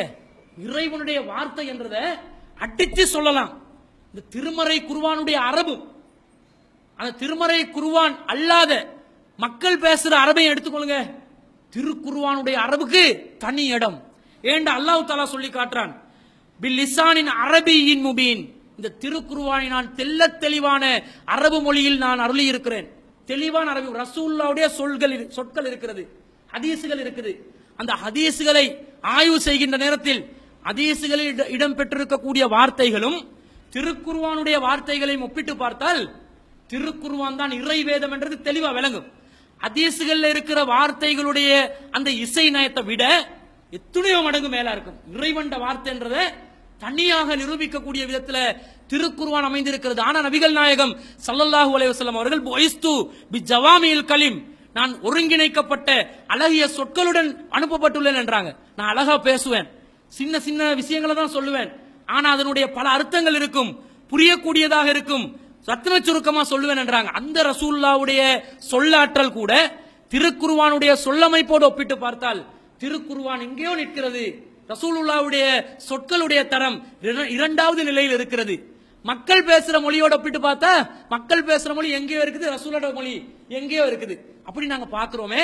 அப்ப திருக்குர்ஆனுடைய ஒரு தனித்தன்மையை நாங்க விளங்குறோம். ஏனென்றா அந்த அளவுக்கு கவர்ச்சி, கவரக்கூடிய விதத்தில் அதனுடைய நடைகள் இருக்கிறது. உமர் இப்னு கத்தாப் ரலியல்லாஹு அன்ஹு அவர்கள் முரட்டுத்தனம் கொண்டவர்கள், கடின சித்தம் கொண்டவர்கள். அவர்களுடைய ஆரம்ப கால வரலாறு அப்படிதான் இருந்தது, எல்லோருக்கும் தெரியும். அவர்களை இந்த குர்ஆன் ஈர்த்துச்சுன்னு சொன்னா, அவர்களை இந்த குர்ஆன் கவர்ந்துச்சுன்னு சொன்னா, ஒரு முறை உமர் ரலியல்லாஹு அன்ஹு அவர்கள் நபிகள் நாயகம் ஸல்லல்லாஹு அலைஹி வஸல்லம் அவர்களை கடந்து செல்கிறார்கள். அப்படி கடந்து செல்கின்ற நேரத்தில் ரசூலுல்லாஹி ஸல்லல்லாஹு அலைஹி வஸல்லம் அவர்கள் ஒரு வசனத்தை ஓதுகிறார்கள். இன்னஹு லகவுலு ரசூலின் கரீம் வமா ஹுவ பிகவுலி ஷாயிரின் கலீலம் மா தூமினூன். இது கண்ணியமிக்க தூதரின் சொற்களாகும், இது ஒரு கவிஞனுடைய கூற்று கிடையாது, நீங்கள் குறைவாகவே சிந்திக்கிறீர்கள் என்று ஒரு குர்ஆன் வசனம். இதை கேட்டோடனே உடனே உமர் ரலியல்லாஹு அன்ஹு நிச்சயமாக வல்லாஹி ஷாயிருன், இவர் உண்மையாகவே ஒரு கவிஞர் தான் என்றாரு. ஃபர்ஸ்ட்டுக்கு மறுக்கிறாரு, அடம் பிடிக்கிறாரு, பிடிவாதமா பதில் சொல்றாரு. கவிஞருடைய சொல் அல்ல என்று குர்ஆன் சொல்லுது. இவர் இதை கேட்டுட்டு வல்லாஹி ஷாயிருன், இது ஒரு கவிஞனுடைய கூற்றுதான். அதே மாதிரி அடுத்த வசனத்தை ரசூல் ஓதுறாங்க, வலா பி கௌலி காயின், இது ஒரு ஜோசியருடைய கூற்று கிடையாது. கலீலம்மா ததக்கருன், குறைவாகவே நீங்கள் படிப்பினை பெறுகிறீர்கள் என்ற வசனத்தை கேட்டோன்னே வல்லாஹி காஹினுன், அல்லாஹ் மீது சத்தியமாக இவர் ஒரு ஜோசியர் தான், குறிகாரர் தான், குறிபார்த்து சொல்பவர் தான், வேணுக்கெண்டே மறுக்கிறாங்க. ஆனா ரசூலுல்லாஹ் அந்த ஓதுதலை நிப்பாட்டல, தொடர்ச்சியா ஓதுறாங்க. தன்சீலும் மிர் ரப்பில் ஆலமீன், அகிலத்தாரின் இறைவனாகிய அல்லாஹ்விடமிருந்து அருளப்பட்ட வேதம் இது. வலவு தகவல அலைனா பஅலல் அகாவில், இந்த முஹம்மது எங்கள் மீது சில சொற்களை இட்டு கட்டினால் லா அஹத்னா மின்ஹு பில் யமீன், அவரை நாங்கள் வலது கரத்தால் பிடித்து தண்டிப்போம். சும்ம லக்கத்தானா மின் உல்வத்தீன், பின்னர் அவருடைய நாடி நரம்பை துண்டிப்போம் என்று சொல்லி அல்லாஹ் தஆலா சொன்ன இந்த வசனத்தை கேட்டோன்னே இவர் என்ன நினைச்சாரு? இது ரசூலுல்லாஹ்வுடைய சொல்லன்னு தானே மறுத்தாரு.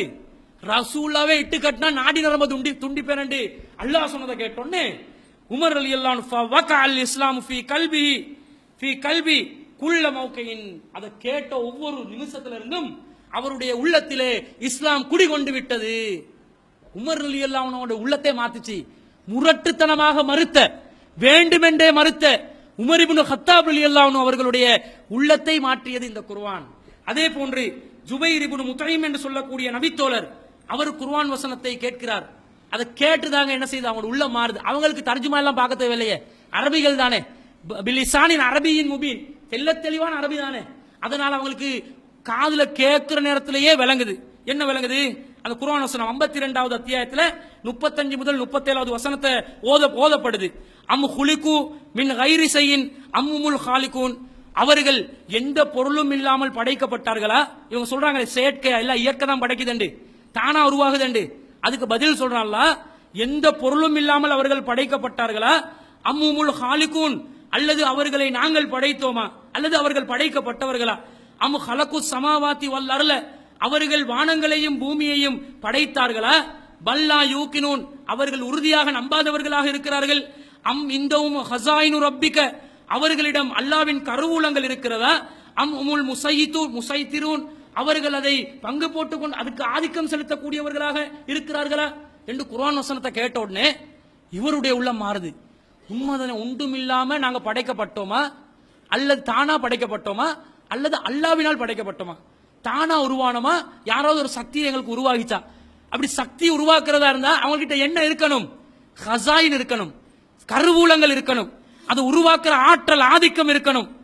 ஒன்றுமே எவங்கிட்டையும் காணுமே. என்னதான் இருந்தாலும் ஒரு உயிரை யாருக்காவது படைக்க இயலுமா? உயிரை படைக்கிறதுக்கு யாருக்காவது சவால் விட இயலுமா? முடியாது. சிந்திக்கிறார்கள், அவர்களுக்கு இஸ்லாமிய மார்க்கம் கிடைக்கிறது. காஃபிர்கள் பயந்தாங்க. எல்லா மக்களுக்கும் ஒரு அறிவுரை சொன்னாங்க, லா தஸ்மஊ லி ஆதல் குர்ஆன், இந்த குர்ஆனை நீங்கள் காதால் கேட்காதீர்கள்.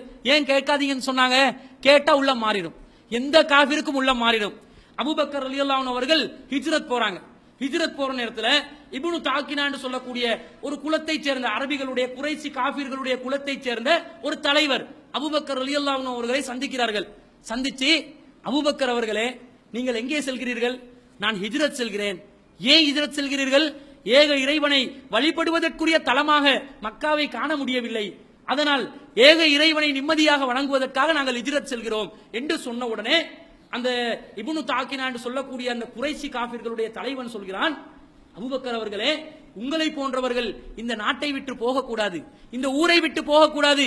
நீங்கள் மக்களுக்கு உணவளிக்கிறீர்கள், ஏழை மக்களுக்கு உணவளிக்கக்கூடியவர்களாக இருக்கிறீர்கள், உதவி செய்யக்கூடியவர்களாக இருக்கிறீர்கள், அனாதைகளை பராமரிக்கிறீர்கள். உங்களை போன்றவர்கள் இந்த மக்கமா நகரத்திலே இருந்து வெளியேற்றப்பட்டால் வேறு யாருதான் இங்கே வசிப்பது? உங்களை போன்ற நல்லவர்கள் இங்கே போகக்கூடாது என்று சொல்லி நான் உங்களுக்காக வேண்டி அரபிகளிடம் பேசி உங்களுக்காக அடைக்கலம் தருகிறேன் என்று அவர் ஒப்பந்தம் ஒன்று செய்கிறார். என்னோட இருங்க, நான் உங்களுக்கு அடைக்கலம் தாரேன்னு சொல்லி குறைசி காஃபிர்கள் தலைவர்கிட்ட போய் சொல்றாங்க. இப்னு தாக்கினா சொல்றாரு, அபூபக்கர் போறாரு, அவங்க எல்லாம் போக கூடாதுங்க, நல்ல மக்கள், அவங்க எல்லாம் வெளியேற்றப்படக்கூடாது, ஏழைகளுக்கு உணவளிக்கிறவங்க, இவங்க போனா யாரு ஏழைகளுக்கு உணவளிப்பாங்க? நல்ல மக்கள் இங்க வாழணும் என்று சொல்லி அவரை வாழ அந்த தங்க வைக்க நான் அடைக்கலம் கொடுக்கிறேன், எனக்கு அனுமதி தாங்க. கேட்டோன்னு குறைசி காஃபிர்களுடைய தலைவர்கள் சொல்கிறார்கள், சரி அனுமதி தாரோம், ஆனா ஒரு கண்டிஷன், அவர் என்ன செய்யக்கூடாது? அவர் வெளியில தொழக்கூடாது, வீட்டுக்குள்ளேயே தொழணும், வெளியில குர்ஆன் ஓதக்கூடாது, வீட்டுக்குள்ளேயே ஓதணும். இந்த கண்டிஷன் ஓகேயா? அப்படிதானுங்க சொல்லுவான். இன்றைக்கு சுன்னத் ஜமாத்காரன் கூட இந்த மக்கத்து காஃபிருக்கு ஒப்பானவன் போலே நடந்து கொள்வான். எங்களுக்கு எப்படி நிபந்தனை போடுவான்? சவுண்ட குறைச்சி வை, பயான் பண்ணா சவுண்ட் கூடன்னு போலீஸுக்கு கம்ப்ளைண்ட் பண்ணுவான், பொதுக்கூட்டம் நடத்தினா. தெருமுன பிரச்சாரம் செஞ்சா நிச்சயமா இருக்குது என்று பிரச்சாரம் செய்வான். அதே மாதிரி ஏதாவது ஒரு நிகழ்ச்சி செஞ்சா லவுட் ஸ்பீக்கரை போட்டோம், அவன் 20 ரக்காத்தை எக்ஸ்பிரஸ் கோச்சுமாய் அடிக்கிறதுக்கு மைக்க போட்டு வச்சிருப்பான். நாங்க ராகமா குர்ஆன் ஒரு 11 ரக்காத் குர்ஆன் ஓதி தொழுறதுக்கு மைக்க வெளியில போட்டோம் என்று சொன்னா உடனடியாக என்ன செஞ்சிருவான்? போலீஸுக்கு கம்ப்ளைண்ட் பண்ணி எங்களுக்கு போலீஸுக்கு வழியா போயிட்டு வரதெல்லாம் கஜமாவிருச்சு, சர்வ சாதாரணமாயிருச்சு. அது நீதிமன்றம், எத்தனை போலீஸ் ஸ்டேஷன் வாசல் எல்லாத்தையும் கண்டுட்டு அல்லாட உதவியினால ஒன்னும் பயம் கிடையாது, சிறைச்சாலைக்கும் போயிட்டு வர்றதுக்கு தயாரா தான் இருக்கிறோம். அது இல்ல பிரச்சனை. அவனோட கொள்கையை பாருங்க, உனக்குள்ளே வச்சுக்கோ. 4 செவ இந்த 4 செவத்துக்குள்ளே இருக்கணும் என்று எவனாவது சொன்னாண்டு வைங்க. சில தாவா அமைப்புகள் கூட 4 செவருக்குள்ளதான் நாங்க தாவா பண்ணணும் என்றுவாங்க. இவங்கிட்ட கொள்கை என்னது? மக்கத்து காஃபிர்களுடைய கொள்கை. தாவா எப்படி இருக்கணும்? அபூபக்கர் ரலியல்லாஹு அன்ஹு அவர்களுடைய கொள்கை போல வெளியில் இருக்க வேண்டும், பகிரங்கமாக இருக்க வேண்டும். அவர் என்ன செய்யறாரு? அபூபக்கர் ஃபர்ஸ்ட்டுக்கு சரி ஒத்துக்கொள்றேன் என்று சொல்லி ஒத்துக்கொள்றாரு. ஒத்துக்கொண்டு வீட்டுக்குள்ள தாவா அவரு குர்ஆனை ஓதுறாரு, வீட்டுக்குள்ள தொழுறாரு. ஒரு நாள் பாக்குறாரு, ஏன் வீட்டுக்குள்ள, ஏன் சொந்த ஊர்ல நான் ஏன் அடைஞ்சு கிடக்கணும்? எனக்கு சுதந்திரம் இருக்குதா இல்லையா? யாரு வீட்டு சாப்பாடு நான் சாப்பிடுறேன்? ஓ வீட்டு சாப்பாட சொந்தமா உழைச்சு சாப்பிடுறேன்னா நான் என்ன செய்யலாம்? அவர் சிந்திக்கிறார், யாரும் எனக்கு உணவளிக்கிற இல்லையே, நான் தானே முடிவெடுக்கணும். முத்தத்துல ஒரு பள்ளிவாசலை அமைக்கிறாரு. இவங்க பள்ளிவாசல் என்று சொன்னா என்ன சொல்லுவாங்க தெரியுமா? பள்ளிவாசல் என்று சொன்னா ஒரு பள்ளிவாசல் ஈக்கிற இடத்தோட இன்னொரு பள்ளிவாசல் ஈக்க கூடாது, அந்த இருக்கிற இடத்தோட தூரமா தான் இருக்கணும். அதுவும் ஜும்மா பள்ளிவாசல் உருவாகிறதா இருந்தா ஒரு ஊருக்குள்ள 2 ஜும்மா பள்ளிவாசல் உருவாகிறதுக்கு நடுவுல ஒரு 6 போகணும். நாங்க 6, 7, 8 அனுப்புவோம். உனக்கு என்ன இது? மதுஹப் சட்டம் இது. இவங்க புரிஞ்சு கொள்ளணும். அபூபக்கர் ரலியல்லாஹு அன்ஹு அவர்கள் தன்னுடைய முத்தத்திலே எதை உருவாக்கினார்கள்? பள்ளிவாசலை உருவாக்கியதாக ஹதீஸ் சொல்கிறது. அவர் சாதாரணமா ஒரு ஹட் அடிக்கிறாரு, அவருக்கு தேவையான மாதிரி தொழுகிறதுக்கு ஏற்பாடு செஞ்சு கொள்றாரு. அதை ஒரு பள்ளிவாசல் ஹதீஸ் சொல்லுது. குர்ஆனை ஓதுறாரு, அழகா ஓதுறாரு. அபூபக்கர் இலகிய மனம், கொள்கையில உறுதி, கொள்கையில கடுமையா இருப்பாரு. அதையும் விளக்கணும். இவங்கள கொள்கையில உறுதி என்று சொன்னோன்னே நம்ம ஆட்கள் கடின சுத்தம் உள்ளவங்களா மாறுறாங்க. கொள்கையில உறுதியா இருக்கணுங்க, விட்டு கொடுக்க கூடாது. அதுக்காக யாரு வந்தாலும் சல்பல் பேசுறதா? கடைக்கு இப்படியே இருந்தா வெருண்டோடி விடுவார்கள். நான் ஃபல்லூ மின் ஹவுலிக, உங்களை விட்டு வெருண்டோடி விடுவார்கள். கேட்டா என் கொள்கை உறுதி, கொள்கை உறுதி உள்ளத்தில் இருக்கணும், சட்ட திட்டங்களை கடைபிடிக்கிறதுல இருக்கணும், சிறுக்கு செய்யாமல் இருப்பதில் இருக்கணும், விதுவத் செய்யாமல் இருப்பதில் இருக்கணும், திருமண மாற்று கலாச்சாரங்கள் பின்பற்றாமல் இருப்பதில் இருக்க வேண்டும், திருமண விஷயங்களில் பெண் வீட்டு விருந்து, வரதட்சணை திருமணம் இது போன்ற விஷயங்களில் கலந்து கொள்ளாமல் இருப்பதில் இருக்க வேண்டும். இதை விட்டு வாரவன் போறவனுக்கெல்லாம் கொள்கை உறுதியா? இது கேட்டா கொள்கை உறுதியா? இது கொள்கை உறுதி இல்ல. அபூபக்கர் வரலாற பாருங்க, அவரு பிடிவாதம் தானே கொள்கையில, வீட்டுக்குள்ள இருக்க சொன்னா ரீக்கேல வெளியே தான் இருப்பேன். ஆனா குர்ஆன் ஓதும் போது கண்கள் கண்ணீர் வடிக்கிறது. அவர் மென்மையான உள்ளம் படைத்தவர், கொள்கையில் உறுதியாக இருப்பார். ஆனா சாஃப்ட் மைண்ட், மக்களை கவரக்கூடியவராகத்தான் நடந்து கொள்வார். அதனால குறைசி காஃபிர் தலைவன் கூட அடைக்கலம் தாரன்றான். அந்த அளவுக்கு ஒரு அடைக்கலத்தை தர்றதுக்கு உத்தரவாதம் கொடுக்கிற அளவுக்கு இவருடைய பண்புகள் இருந்துச்சு. அப்ப அழகா இருந்து இவர் என்ன செய்யறாரு? ஓதுறாரு. இந்த குர்ஆன் வசனங்களை மக்கத்து காஃபிர் பெண்கள் கேட்ட உடனே என்ன செய்தார்கள்? மண்டியிட்டவர்களாக அழுதார்கள். மண்டியிட்டவர்களாக மக்கத்து காஃபிர் பெண்களும், குறைசி பெண்கள், குழந்தைகள், வயோதிபம் அடைந்தவர்கள் எல்லாரும் இந்த குர்ஆன் ஓதுறத கேட்டு அப்படியே உள்ளம் கவர்ந்து மண்டியிட்டு கொண்டு முட்டுக்கால் அடிச்சு, இவர் என்னதான் ஓதுறாரு, அவ்வளவு இனிமையாக்குது. அப்படி அந்த நல்ல பசிக்கிற நேரத்தில் அப்படி சுவையான உணவை அப்படி நல்ல வாசனையோட வந்துச்சு வைங்க, அப்படியே மணந்து கொண்டு அடுப்பங்கர வரைக்கும் போவோமா இல்லையா? அந்த மாதிரி இந்த இனிமை, இந்த குர்ஆனுடைய இனிமை என்ன செய்து காதுல விழுந்து அப்படியே இழுத்துக்கொண்டு அபூபக்கர் ரலியல்லாஹு அன்ஹு அவர்கள் வரைக்கும் செல்லுகிறது. எவ்வளவு ஒரு அழகண்டு பாருங்கள். இதுதான் குர்ஆனுடைய இனிமை. மக்கத்து காஃபிர்களுடைய உள்ளங்கள் கூட இந்த குர்ஆனை ஈர்க்கக்கூடியதாக இருந்தது. அடுத்தது யாரு? வேதக்காரர்கள், வேதம் உள்ளவர்கள் இருக்கிறாங்களே, இந்த பைபிளுக்கு சொந்தக்காரர்கள் என்பார்களே, இஞ்சிலுக்கு சொந்தக்காரர்கள் என்பார்களே, என்ன தௌராத்துக்கு சொந்தக்காரர்கள் என்பார்களே, இவர்களுடைய உள்ளமும் இந்த குர்ஆனால் ஈர்க்கப்படும் என்று அல்லாஹ் சொல்றான். என்ன சொல்றான் அல்லாஹ்? வைதா சமிஉமா உன்சில இலர் ரசூல் தரா ஐனுஹும் தஃபீலு மினத் தம்இ மிம்மா அரஃபு மினல் ஹக்கி. வேதக்காரர்களுக்கு இந்த குர்ஆன் வசனங்கள் ஓதி காண்பிக்கப்பட்டால், இறை தூதருக்கு அருளப்பட்ட வசனங்கள் ஓதி காண்பிக்கப்பட்டால் அவர்களுடைய கண்கள் கண்ணீர் வடிப்பதை நபியே நீங்கள் பார்ப்பீர்கள். ஏன்? மிம்மா அரஃபு மினல் ஹக்கி, இது சத்தியம்தான் என்று அவர்கள் விளங்கியதன் காரணமாக அவர்களுடைய கண்கள் கண்ணீர் வடிக்கும். இப்படி வடித்தார்கள். நஜ்ஜாசி மன்னன் வடித்தார். ஜாஃபர் இப்னு அபூ தாலிப் ரலியல்லாஹு அன்ஹு அவர்கள் அபிசீனியாவுக்கு முதலாக ஹிஜ்ரத் செல்கிறார்கள். சஹாபாக்கள் ஒரு குழுவுடன், மக்கத்து காஃபிர்கள் அவர்களை போட்டு கொடுப்பதற்காக அங்கே வருகிறார்கள். அந்த சந்தர்ப்பத்திலே நஜ்ஜாசி மன்னன் விசாரணை நடத்துகிறார். என்ன கேட்டார் தெரியுமா?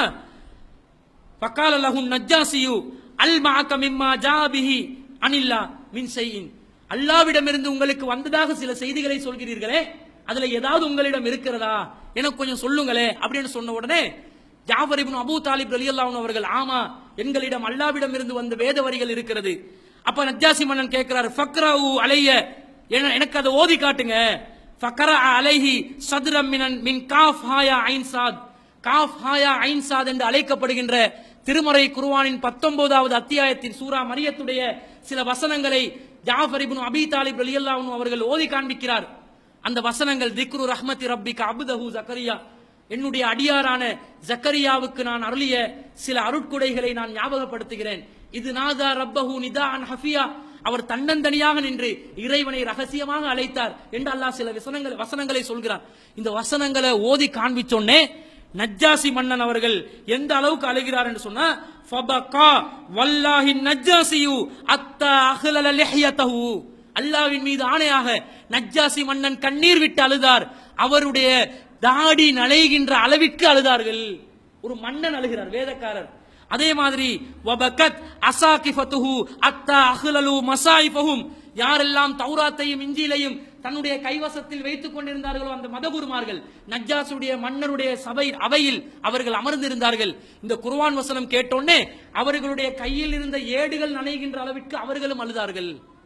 எப்படி சத்தியம் என்று பாருங்க. அப்ப என்ன செய்ய வைக்கணும் என்றா, குர்ஆனை கொண்டு போயிட்டு சேர்க்க வைக்கணும். அவங்களோட கையில சேர்க்க வைக்கிற வேலையை நாங்க செய்யணும். இப்ப அவங்களுக்கு அரபு தெரியா, சிங்கள மக்களுக்கு அரபு தெரியா, தமிழ் மக்களுக்கு அரபு தெரியா, இங்கிலீஷ்காரனுக்கு அரபு தெரியா. அப்ப குர்ஆனை நாங்க அதுக்கேற்ற மொழியில மொழிபெயர்த்து கையில கொடுக்கணும், அதனுடைய செய்திகளை எத்தி வைக்கணும். அப்ப அழுவார்கள். ஒத்தனை அழலண்டா நாங்க சொல்லலன்ற அர்த்தம். ஞானசாரட கண்ணில் கண்ணீர் வடிக்க வைக்கலவா? இந்த அல்லாஹ் நாடினால் இந்த குர்ஆனுடைய வேத வரிகள் அவனுடைய உள்ளத்தை ஈர்க்க வைப்பதற்கு சில நிமிடங்கள் போகலாம், சில நிமிடங்கள் தான் போகும். அல்லாஹ் நாடினா ஈர்க்கும். ஆனா நாங்க முயற்சி செய்யல, நாங்க அந்த முயற்சிகள்ல ஈடுபடல. திருக்குர்ஆன் இல்ல, சிங்களத்தில் இல்லன்னு பல காலமா கேட்டாங்க. மிகவும் சிரமப்பட்டு இந்த ஜமாத்தால் வெளியிடப்பட்டிருக்கிறது. கொண்டு போயிட்டு சேர்க்கிறதுக்கு ஏதாவது முயற்சி செய்யறோமா? அதை கொண்டு போயிட்டு மக்களுக்கு சேர்க்கிறோமா? பெரிய தெரிஞ்சவங்களுக்கு கொடுக்கிறோமா? அதனுடைய செய்திகளை சந்தேகம் வந்தா பதிலளிக்கக்கூடிய விதத்துல நாங்க இருக்கிறோமா? அல்லது நிகழ்ச்சிகளுக்கு பங்கு பெற வைக்கக்கூடிய அளவுக்கு நாங்க இருக்கிறோமா? எங்க முயற்சிகள் என்னதான் இருக்குது? என்ன முயற்சி செய்யறோம்? இந்த வேதம் மிகைக்கும். அவங்க கிட்ட இருக்கிற வேதத்தோட இதை ஒப்பிடுறதுக்கு அவங்களுக்கு வாய்ப்பு கொடுக்கணும். அவங்க கையில இருக்கிறது தான் வேதம் நினைச்சிட்டு இருப்பாங்க, அந்த வேதம் தான் சத்தியம் நினைச்சிட்டு இருப்பாங்க. அவங்களுக்கு ஒப்பிடுறதுக்கு எங்கட வேதத்தை அவங்க கையில கொடுக்கணும். கையில கொடுத்தா மிகைச்சிடும், குர்ஆன் மிகைத்து விடும், சத்திய அது மேலோங்கி சென்று விடும். அவர்களுடைய வேதத்தை அவர்கள் தூக்கி எறிவார்கள். இப்படி கவரப்பட்ட பலரும் திருக்குர்ஆனை நோக்கி வந்திருக்கிறார்கள். அறிஞர் கோய்தே என்று சொல்லக்கூடியவர் என்ன சொல்கிறார்? குர்ஆன் என்னை எத்தனை முறை பார்த்தாலும் அது முதலில் அந்நியமாக தெரிகிறது, பிறகு புதுமையாக தெரிகிறது, அடுத்த ஒரு தென்றல் போல் மனதை கவர்ந்து செல்கிறது. அதனுடைய நடையழகு, அதனுடைய கருத்துக்கள் ஏற்ப கம்பீரமாகவும் வலுவானதாகவும் அச்சத்தை ஏற்படுத்தக்கூடியதாகவும் அதன் மீது மதிப்பு கொள்ளச் செய்வதாகவும் அமைந்துள்ளது. இந்த நூல் இவ்வாறு காலம் காலமாக மக்கள் மீது தன் ஆதிக்கத்தை செலுத்தக்கூடியதாக இருக்கிறது. கோய்தே சொல்றான் கவருது, தென்றல் போல இருக்குது, அப்படி உள்ளத்துக்கு பசுமையா இருக்குது, வலுவாக இருக்கிறது, காம்பீரமா பேசுது. குர்ஆன் எங்களை ஒருத்தர்கிட்ட கூப்பிட்டு, பரம்பரை முஸ்லிமை கூப்பிட்டு, குர்ஆன் உங்களுடைய உள்ளத்தில் எத்தகைய மாற்றத்தை ஏற்படுத்தியிருக்கிறது? முழிப்பான். குர்ஆன் ரமலான்ல ஓதுறது ரொம்ப சிரமமா இருக்குது. அப்படி இப்படி என்ன ஒரு 10-20 வசனங்கள் ஓதி முடிச்சிருக்கிறோம். சிலவங்க 10-20 தடவைலாம் குர்ஆனை தமாம் பண்ணிப்பாங்க. அது எப்படி தமாம் வருது? யாசீன் குர்ஆன் அந்த மாதிரி. அது பழைய உலமாக்கள் சொல்லி கொடுத்த சிஸ்டத்துல தமாம் பண்ணது. முறையா ஒரு 50 வசனங்களை பார்த்து, அந்த வசனத்துடைய மொழிபெயர்ப்பை பார்த்து, அந்த அர்த்தத்தை மனசுல பதிய வச்சு, திரும்ப ஒரு வசனத்தை பார்த்து, அந்த மொழிபெயர்ப்பை பார்த்து மனசுல அர்த்தத்தை பதிய வைக்கிற மாதிரி குர்ஆனை ஓதிக்கிறவா. சிலவங்களுக்கு திக்கிறதுனால குர்ஆன் ஓதுறல, அல்ல வேண்டி நிப்பாட்டுவான். ரொம்ப திக்குது, திக்குவாயா இருந்த மூசா அலைஹிஸ்ஸலாத்தை அல்லாஹ் தூதரா அனுப்பினான். எனக்கு திக்குதண்டா அவர் தூதுத்துவத்தை நிறுத்தினாரா?